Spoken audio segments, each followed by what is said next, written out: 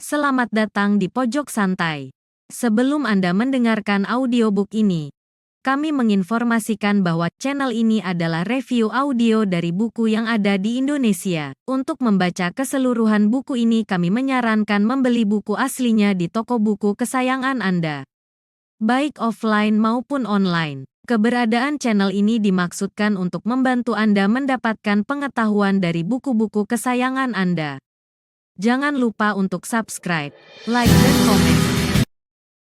Selamat datang di Pojok Santai, channel khusus yang membahas komik dan novel dengan cara asik. Setelah menyaksikan fisik luar dalam si anak gembala, Iqbal Hosiang mulai berubah sikapnya. Apakah dia juga berubah keputusannya? Yuk, langsung saja disimak video berikut ini.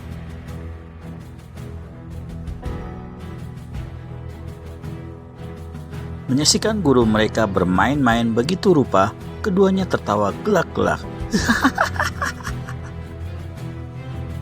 Suhu, surut Toasin. Apakah kami berdua boleh ikut main bersamamu? Sebagai jawaban, Iqbal Hosiang berseru. Pendek, kau sambutlah. Dan tahu-tahu, tubuh Tian Ong sudah melesat ke arah Toasin Hosiang.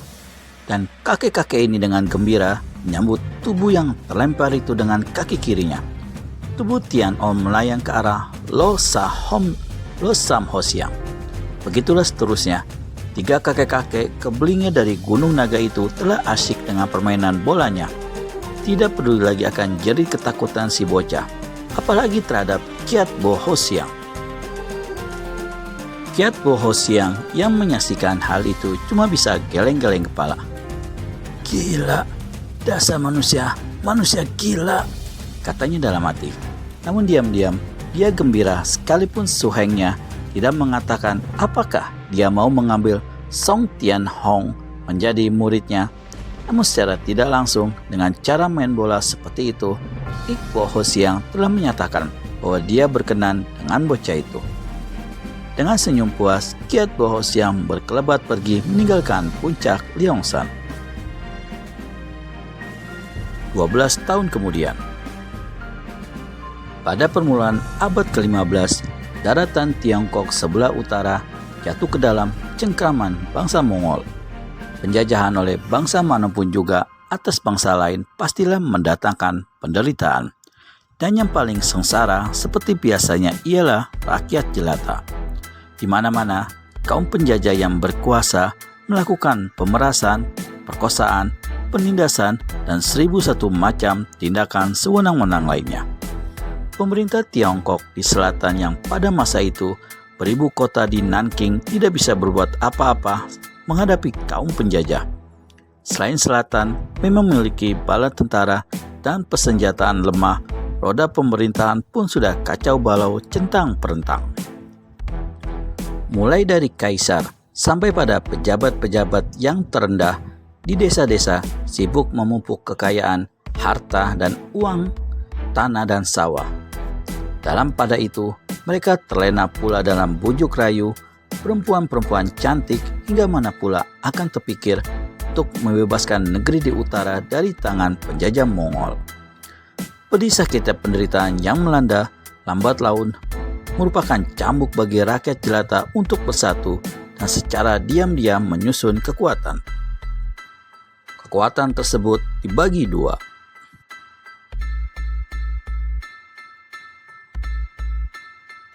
Yang pertama, untuk menghantam kaum penjajah di utara, dan kedua, untuk menyingkirkan pejabat-pejabat pemerintahan yang korup, keji sewenang-wenang, dan sebagainya. Pada masa itu bukan rahasia lagi kalau gerakan rakyat yang menderita ini secara diam-diam dibantu oleh orang-orang Kang Au, sehingga akibat yang ditimbulkannya makin hari makin hebat dan membuat kaum penjajah merasa terancam. Namun tidak jarang pula rakyat yang berjuang itu menemui nasib malang, yaitu bila mana mereka dihantam oleh pasukan Mongol berjumlah besar atau diserang dan ditangkap oleh bala tentara kaisar dari selatan. Pemimpin-pemimpin mereka digantung di tempat terbuka. Prajurit-prajurit yang tak lain adalah rakyat jelata biasa dibunuh secara massal. Gerakan rakyat yang ingin membebaskan negeri mereka dari penindasan bangsa Mongol serta sekaligus mengikis para pejabat pemerintah yang korup dan memeras dengan sendirinya menghadapi dua lawan berat. Korban dan kerugian lebih banyak jatuh di kalangan mereka, namun demikian semangat perjuangan mereka tak kunjung padam. Jangankan orang lelaki yang sudah dewasa, bahkan anak-anak belasan tahun dan kaum wanita pun ikut turun ke dalam kancah peperangan tanpa rasa takut sama sekali. Pada suatu hari, di bulan kelima, malapetaka telah pula menimpa serombongan pasukan rakyat yang berjumlah 50 orang yang pada saat itu berada di sebuah kaki bukit. Tanpa setahu pemimpin pasukan, salah seorang di antara anggotanya adalah mata-mata pemerintah selatan yang berhasil menyusup. Selagi pasukan itu tengah beristirahat di kaki bukit, diam-diam mata-mata tadi meninggalkan tempat tersebut langsung menuju tempat rahasia di mana telah menunggu satu kelompok pasukan pemerintah yang terdiri dari lebih 100 orang. Dalam waktu singkat, pasukan rakyat yang tengah istirahat itu telah terkurung, dan ketika mereka diserbu, dengan sendirinya mereka tidak berdaya. Sedapat-dapatnya, mereka mempertahankan diri dan berjuang mati-matian. Namun, jumlah lawan 2 kali lipat. Di samping itu, serangan datangnya mendadak sekali. Dalam waktu sebentar saja, 20 orang anggota pasukan rakyat gugur. Komandan pasukan, seorang lelaki separuh baya bernama Pao Keng In, berteriak kepada anak buahnya untuk lari, menyelamatkan diri, dan membiarkan dia sendiri menghadapi pasukan pemerintah. Tekadnya, biar dia mati, asal sisa-sisa anak buahnya masih bisa diselamatkan. Akan tetapi, mana ada di antara mereka yang mau mengikuti perintah Pao Keng In. Malah pasukan rakyat itu bertempur makin hebat, hingga 10 orang lagi di antara mereka menjadi korban. "Bunuh semua anjing-anjing pemberontak ini, tangkap komandannya hidup-hidup," teriak komandan pasukan pemerintah. Dia menyeringai puas melihat bagaimana musuh porak-poranda dan berguguran satu demi satu dalam waktu yang cepat, dan pandangan matanya rakyat yang berjuang itu tak lebih daripada anjing yang dapat dibunuh secara sewenang-wenang. Pada saat yang gawat bagi pasukan rakyat itu, di mana Pao Keng In sendiri sudah luka parah dan mandi darah, tiba-tiba berkelebatan satu bayangan hijau disertai gulungan sinar coklat. Terdengar pekik susul menyusul. Dalam waktu yang amat cepat, 6 anggota pasukan pemerintah telah menjadi korban, dan ada yang pecah kepalanya, remuk, dada, bobol perut, dan sebagainya. Tentu saja pasukan pemerintah terkejut sekali, terutama komandannya. Pasukan rakyat pun tak kurang kagetnya.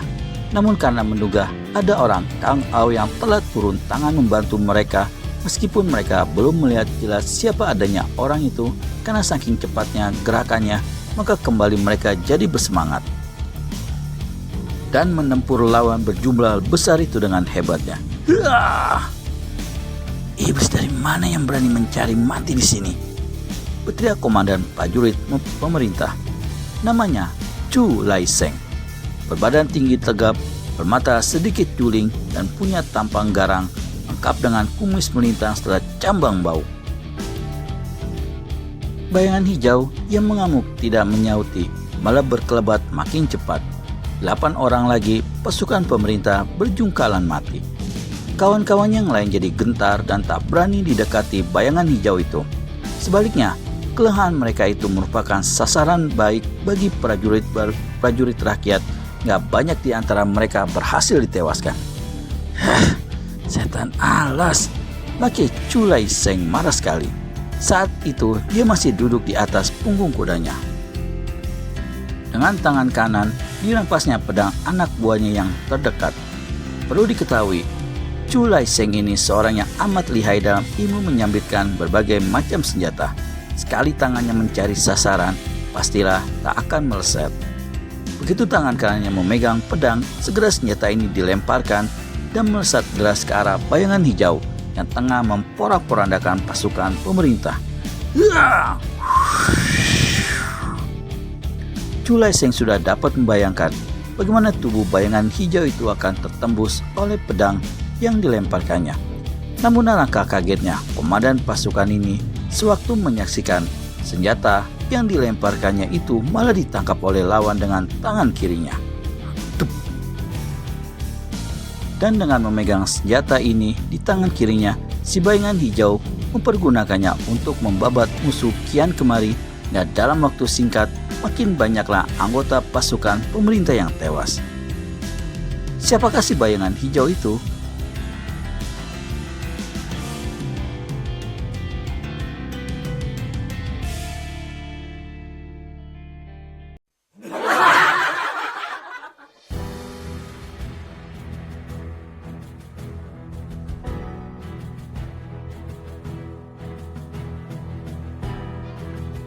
Chu Laiseng sudah dapat membayangkan bagaimana tubuh bayangan hijau itu akan tertembus oleh pedang yang dilemparkannya.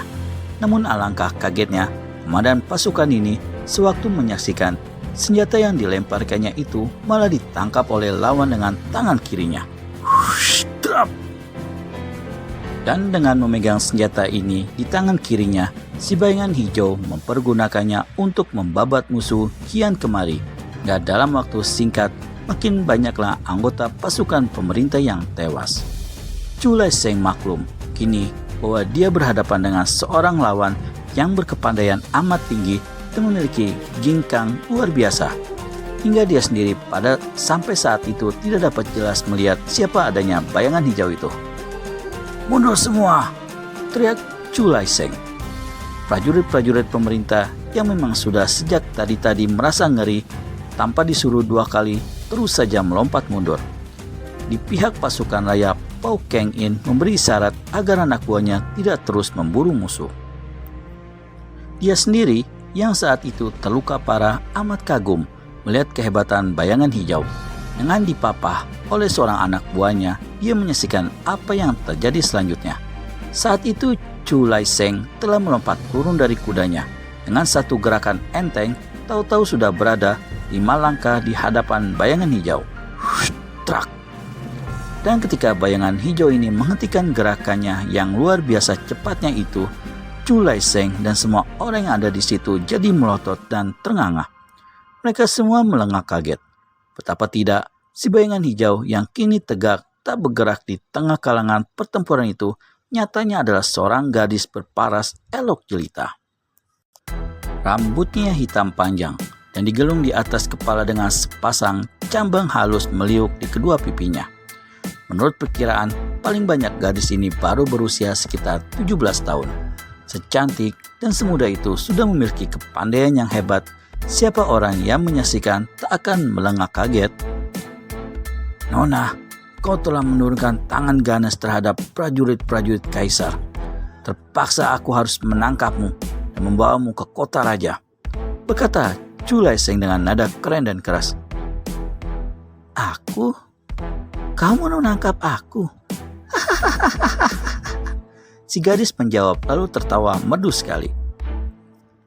"Kuharap kau tidak mengadakan perlawanan dan menyerah dengan sukarela," berkata lagi Chu Laiseng. "Pegundal penjilat pantat kaisar!" Tiba-tiba gadis hijau membentak marah. Wajahnya merah dan justru dalam keadaan marah ini dia kelihatan tambah cantik. "Jika kau bilang aku menurunkan tangan jahat terhadap prajurit-prajurit kaisar, lantas kau yang telah membunuh rakyat jelata pantas disebut apakah? Dosamu besar sekali, komandan. Sebaiknya kau yang lekas menyerah dan cepat berlutut minta ampun di hadapan Tian.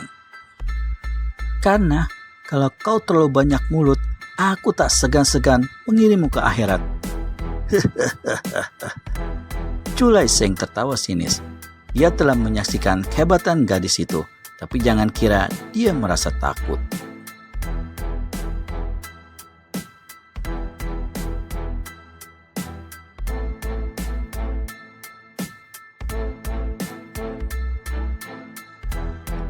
Selain memiliki ilmu tinggi, dia sudah berpengalaman luas. Kalau baru gadis pinal begini saja, kenapa mesti jerih? Demikian dia menganggap enteng.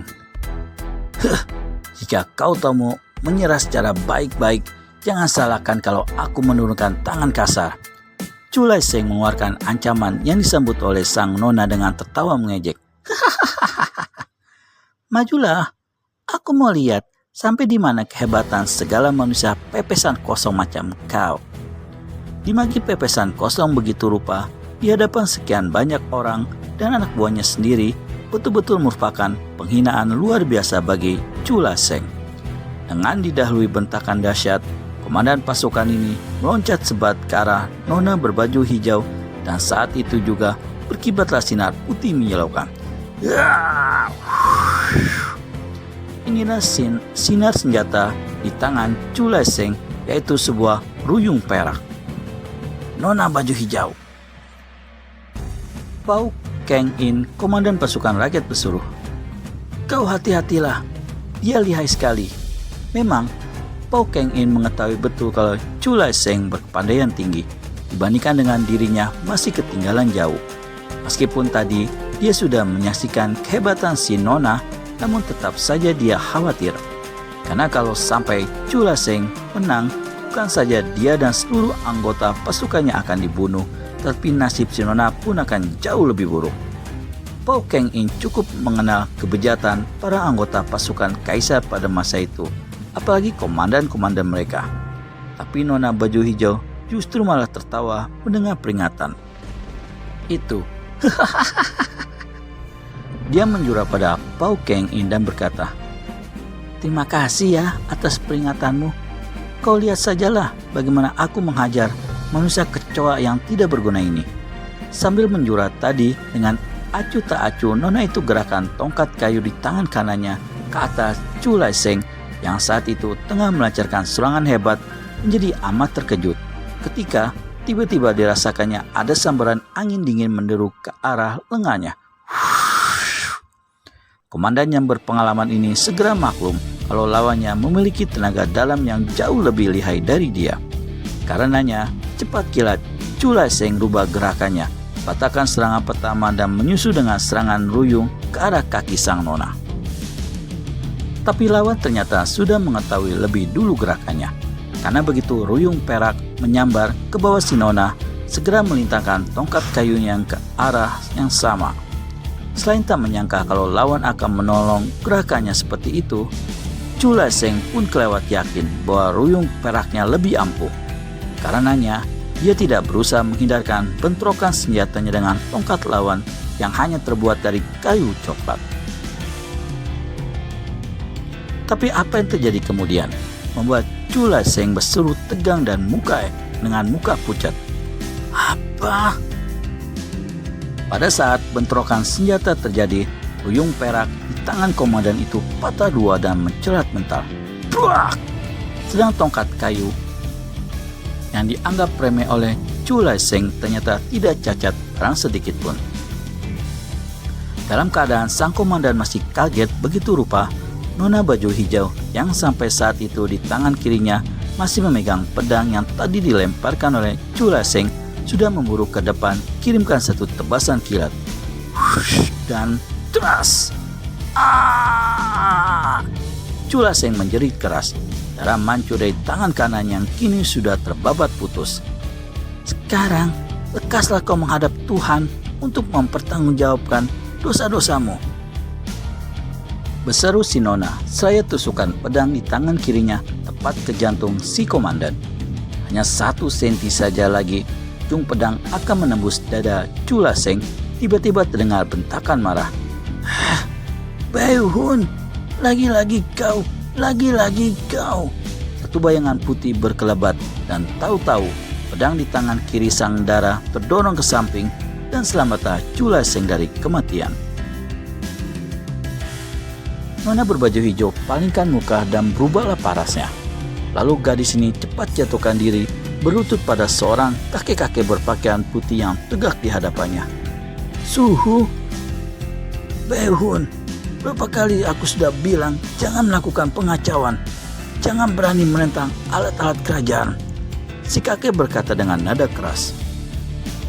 Suhu, murid sama sekali tidak mengacau, tidak menentang siapapun. murid hanya ingin mengikis kejahatan, kekejaman, dan ketidakadilan dari muka bumi ini. Hah? Dengan jalan membunuh seenakmu? Orang-orang jahat dan sewenang-wenang macam mereka layak dibunuh. Dan perjuangan rakyat untuk membebaskan tanah air dari kaum penjajah dan penindasan bangsa sendiri wajib dibantu. Wei Hun, kau masih hijau dan tidak tahu banyak artinya perjuangan. Sekarang, lekas angkat kaki dari sini. Lain kali, jika aku memergoki kau melakukan perbuatan begini, aku akan jatuhkan hukuman berat padamu. Kau dengar? Si nona yang bernama Li Bei-hun gelengkan kepalanya dan sikapnya gagah ketika menjawab. Suhu, hukuman berat bagiku bukan apa-apa, tapi yang aneh adalah perbuatan Suhu sendiri. Kau menetap di utara, di tengah-tengah bangsa Mongol dalam kemewahan luar biasa. Tapi, tanpa menyadari bahwa Suhu sebenarnya telah diperalat oleh kaum penjajah untuk menindas bangsa sendiri. Sebagai murid, aku... Belum sempat Li Bei-hun meneruskan kata-kata itu, satu tamparan telah mendarat di pipinya, membuat gadis itu terhuyung ke belakang satu langkah.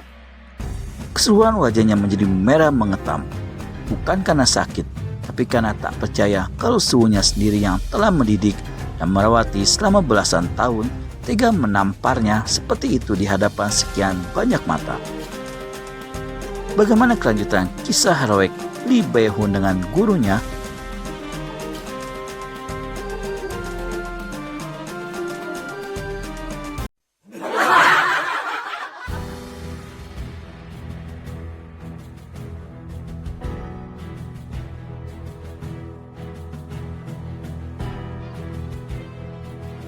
Sebagai murid, aku... Belum sempat Li Bei-hun meneruskan kata-katanya itu, satu tamparan telah mendarat di pipinya, membuat gadis itu terhuyung ke belakang satu langkah. Keseluruhan wajahnya menjadi merah mengetam. Bukan karena sakit, tapi karena tak percaya kalau suhunya sendiri yang telah mendidik dan merawati selama belasan tahun tega menamparnya seperti itu di hadapan sekian banyak mata. Betul, suhunya telah berubah sejak masuk ke dalam bujuk rayu bangsa Mongol. Sekali lagi kau berani bicara lancang seperti itu, kubunuh kau, Wei Hun. Suhu, aku tidak takut mati di tanganmu. Aku lebih rela mati daripada menjadi murid Kiat Bo Hosiang yang kenyataannya adalah seorang pengkhianat bangsa dan negara. Chu Lai Sheng, Pao Keng Yi dan semua orang yang ada di situ sama-sama kaget mendengar siapa adanya nama kakek di hadapan mereka saat itu. Ternyata Kiat Bo Hosiang, tokoh silat utama yang boleh dikatakan tak ada tandingannya untuk masa itu di seluruh penjuru Tiongkok. Baik komandan pasukan kaisar maupun komandan pasukan rakyat masing-masing merasa gelisah dan berdebar, karena kini di hadapan mereka berdiri tokoh silat berkepandaian tinggi yang sejak beberapa waktu belakangan ini telah membantu kaum penjajah Mongol. Jadi, sekaligus merupakan musuh besar pasukan rakyat dan juga pemerintah. Sepasang bola mata Kiat Bo Hosiang berkilat-kilat dan laksana dikobari api mendengar kata-kata muridnya itu. Dia menggerung dahsyat dan berkata, Li Bei-hun, mulai hari ini aku bukan gurumu lagi. Kau murid kualat, murtad. Kau harus serahkan seluruh ilmu yang kau dapat dariku. Habis berteriak demikian, Kiat Bo Hosiang lantas kirimkan satu serangan berupa totokan ke arah jalan darah Kian Le Hiat di dada dan jalan darah Ki Hai Niat di punggung muridnya. Dua totokan ini bukan merupakan totokan maut, akan tetapi amat berbahaya. Jika totokan-totokan itu sampai menemui sasarannya, pembuluh-pembuluh darah di tubuh Li Bei-hun akan menjadi rusak. Dan yang paling hebat akibatnya ialah bahwa dia akan kehilangan seluruh ilmu kepandaiannya, bahkan akan menderita gagu seumur hidup. Wei Hun kaget sekali. Melihat bagaimana suhunya melancarkan totokan yang jahat itu, kini nyata kalau gurunya memang sudah gelap mata dan tidak tedeng aling-aling untuk menurunkan tangan jahat. Bagusnya dia berlaku waspada hingga cepat menghindar selamatkan diri. Melihat serangan dapat dikelit, Kiat Bo Hosiang jadi penasaran. Kembali dia menyerbu dengan serangan-serangan kilat secara berantai. Ya! Dan setiap serangan senantiasa disertai totokan-totokan jahat tadi. Sampai belasan jurus di muka, kakek-kakek sakti ini walaupun membuat sibuk muridnya, namun masih belum sanggup merobohkan. Ini membuat kemarahannya semakin meluap.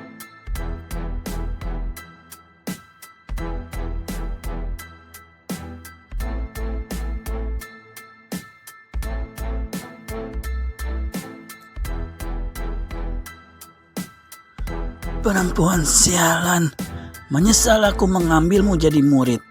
Menyesal aku mewarisi segala macam ilmu kepandaian padamu. Teriak Kiat Bo Hosiang berulang kali. Aku malah 1000 kali lebih menyesal dan malu karena memiliki suhu jahat dan pengkhianat macammu. Dan jangan lupa ya, aku tak pernah meminta untuk dijadikan murid. Kau yang menculik aku dari tangan orang tuaku. Murtad, laknat, kubunuh kau sekalian biar puas hatiku. Maka Kiat Bo Hosiang lantas mempergencar serangannya. Tubuhnya hanya tinggal bayangan putih saja lagi mengurung Behun dari segala penjuru. Untuk menghadapi kehebatan suhunya, terpaksa gadis ini kerahkan pula seluruh kepandaiannya. Karena masing-masing pihak mengetahui betul jurus-jurus silat yang dimainkan, termasuk tipu-tipu dan kelemahan-kelemahannya, maka dengan sendirinya pertempuran itu penuh ketegangan dan seru sekali. Dalam hal Wikeng, memang Bihun masih berada di bawah suhunya. Namun dalam memainkan ilmu silat tangan kosong dan kegesitan, ia tidak kalah. Sampai 100 jurus di muka, Kiat Bo Hosiang masih belum bisa berbuat apa-apa. Bagaimanakah asal mulanya sampai Kiat Bo Hosiang bentrokan dan hendak membunuh muridnya sendiri? Dan apakah betul tokoh silat golongan putih itu menjadi kaki tangan penjajah Mongol? Seperti sudah lama dimaklumi, jarang sekali manusia yang betul-betul dapat membebaskan diri dari daya tarik keindahan hidup di dunia yang 1001 macam ragam itu. Salah seorang di antaranya adalah Kiat Bo Hosiang. Selagi dia masih memberi pelajaran silat pada Li Behun, Kiat Bo yang memang mempunyai dasar watak suka akan hidup mewah di dunia dan samping itu lemah iman dalam menghadapi perempuan cantik, telah terjebak dalam bujuk rayu orang-orang Mongol. Kepadanya diberikan sebuah gedung besar bak istana layaknya di Undur Khan. Harta benda dan uang berlimpah ruah. Di samping itu, tak lupa pula perempuan-perempuan cantik yang dia tinggal pilih saja berganti-ganti setiap hari. Semua ini membuat Kiat Bo Hosiang lupa segala-galanya dan diam-diam orang-orang Mongol mulai memperalatnya. Memang banyak gunanya tokoh lihai ini oleh kaum penjajah. Pertama, jika Kiat Bo berada dalam genggaman mereka, berarti tak akan ada bahaya dari pihak pemerintah Tiongkok ataupun dari pergerakan rakyat. Karena memang masa itu Kiat Bo seorang tokoh sakti yang ditakuti oleh pihak Mongol. Kedua, Kiat Bo bisa dipergunakan untuk menghadapi orang-orang pemerintah dan rakyat. Dan kenyataannya, memang Kiat Bo Hosiang telah berhasil mematahkan perlawanan yang dibangkitkan oleh bangsanya sendiri. Di satu pihak, Kiat Bo mendapat imbal kehidupan yang mewah, penuh kesenangan, namun di lain pihak, dia menjadi momok kebencian rakyat dan juga pemerintah Tiongkok.